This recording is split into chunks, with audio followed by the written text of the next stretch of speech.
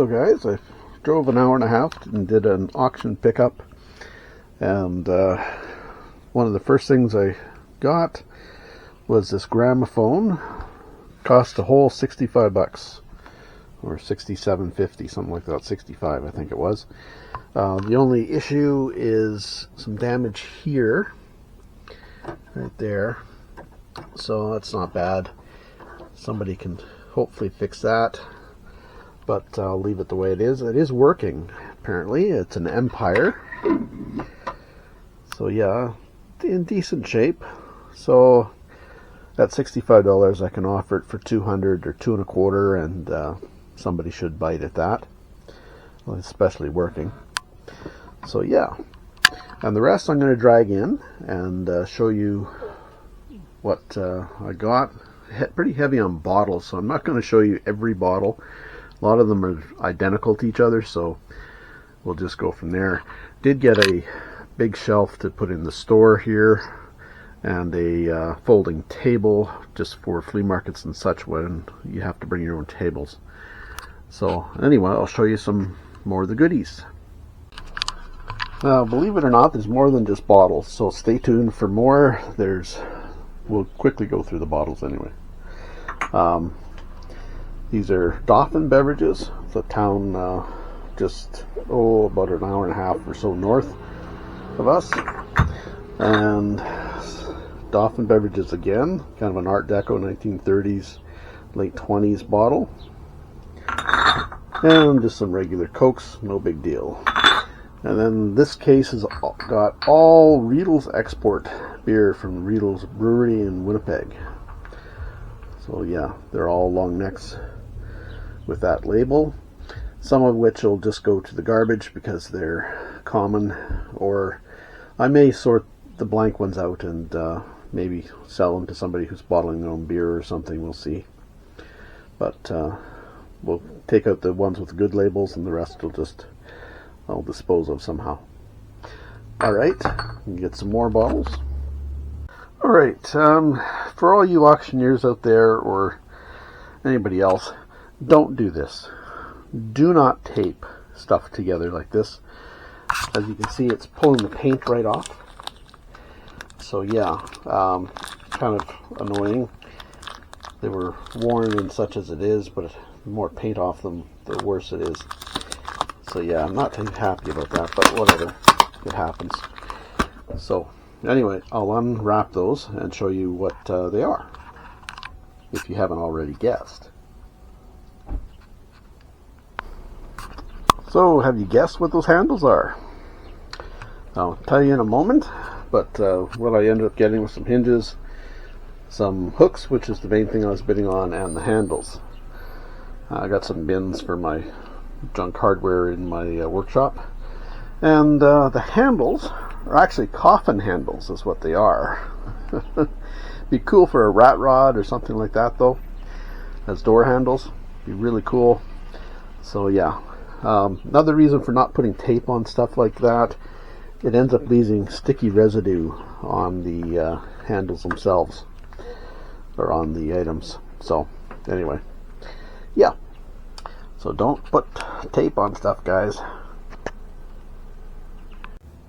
So I'm just going to show you some of the bottles and such. I've been on this lot of bottles for the carriers, mainly the 7-Up carrier. So it's for a king size bottles.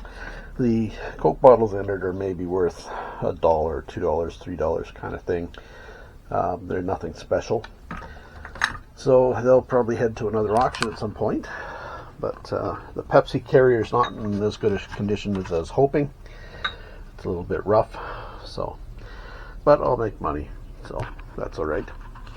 And then, so on to these ones. We've got a whole bunch of the same bottle again. They're Kick Cola, so with 8-ounce kicks, KIK. So I guess we've got a couple different style bottles. There's ones that say Kick Cola and ones that just say Kick. So yeah, anyway, sorry I had a vehicle going by there.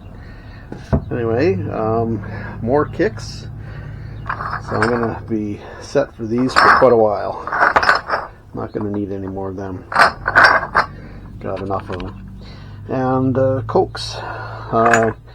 Got just the regular $3, $4, 50s Cokes. Sioux Falls, so these are US ones.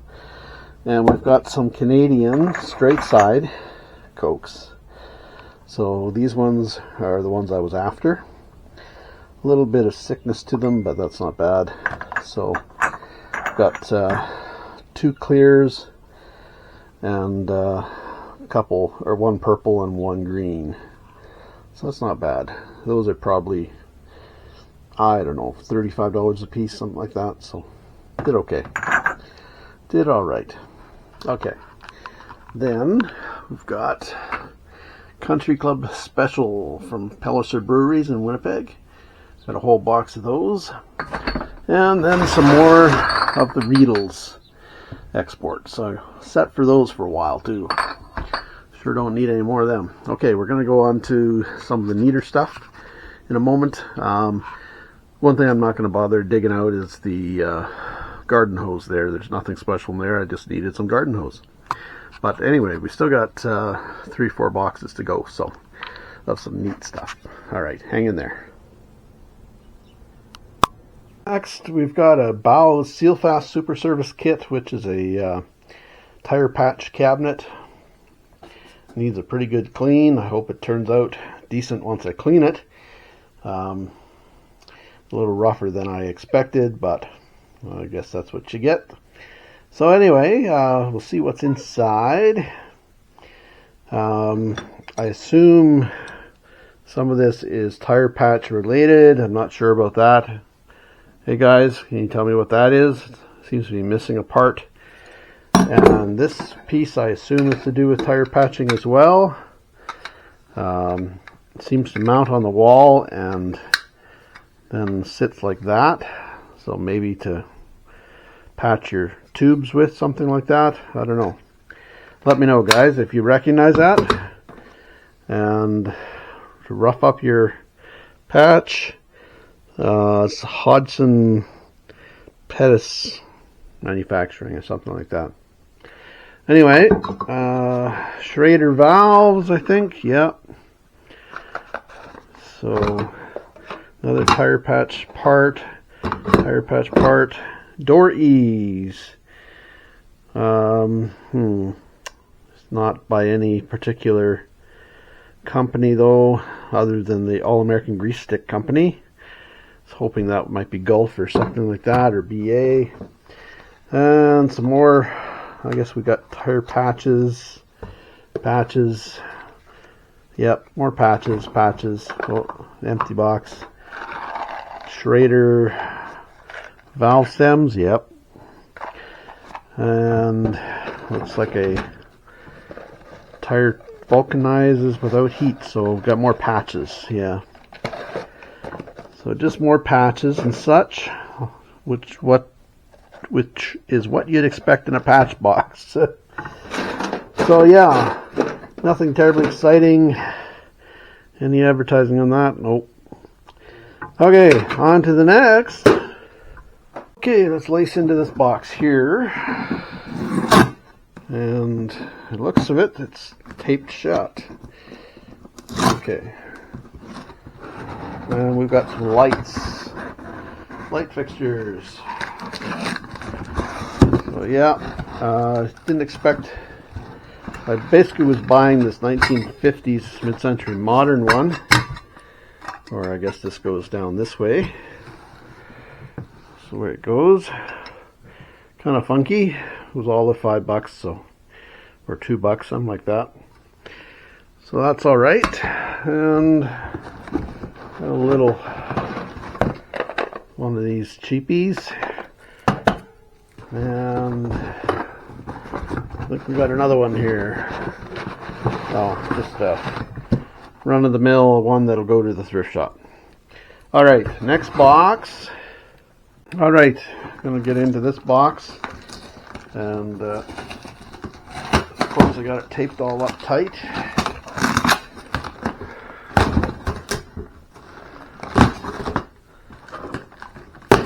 There we go. Oh, of course, can't quite open it all the way here. Okay. There we go.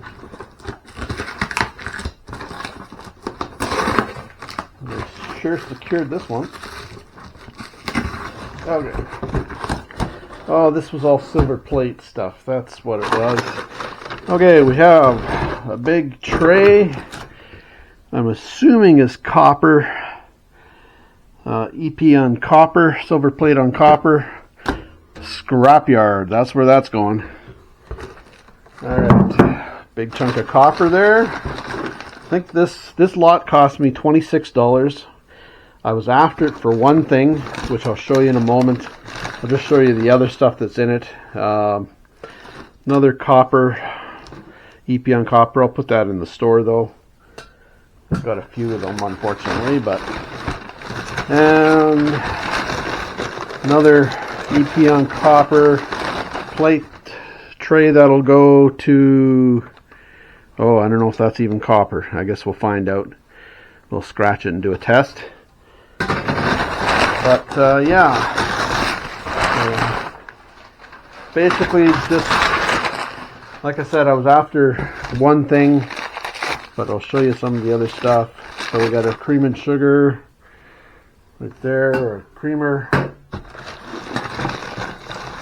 a teapot. I don't know if that's broken or what, but it looks like they put tape on it for some reason. I guess keep it shut.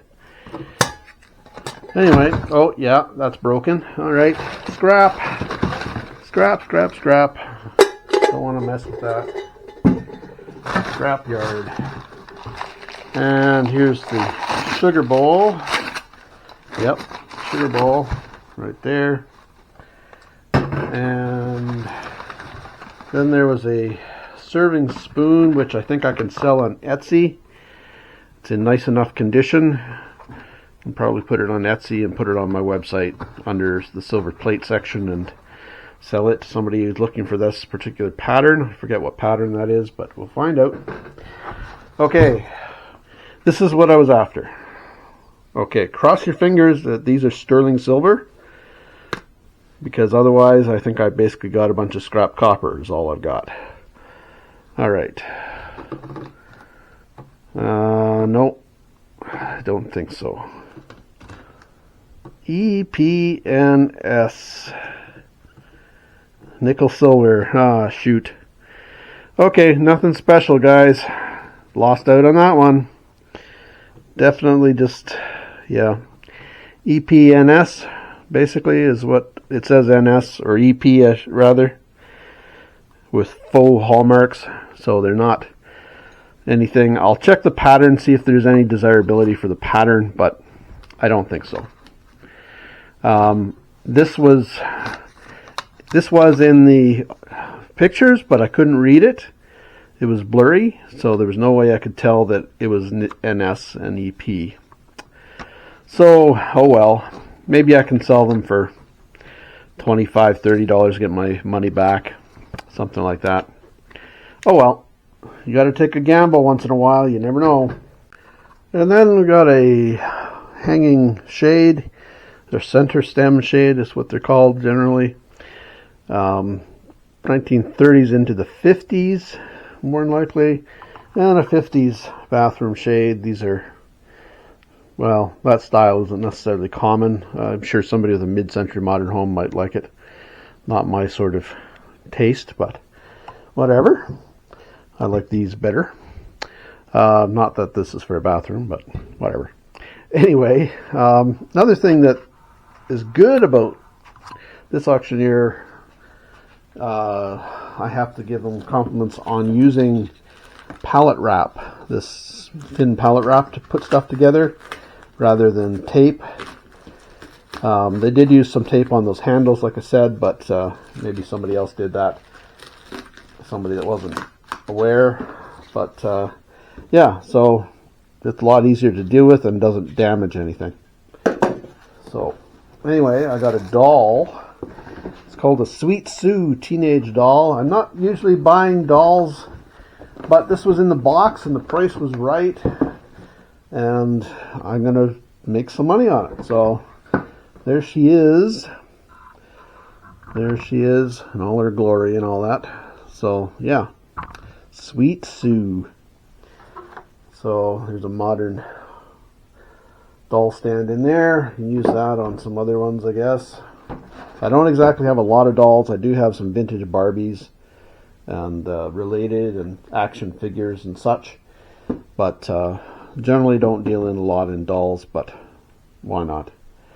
And then got a Canadian National Railroad railway lamp.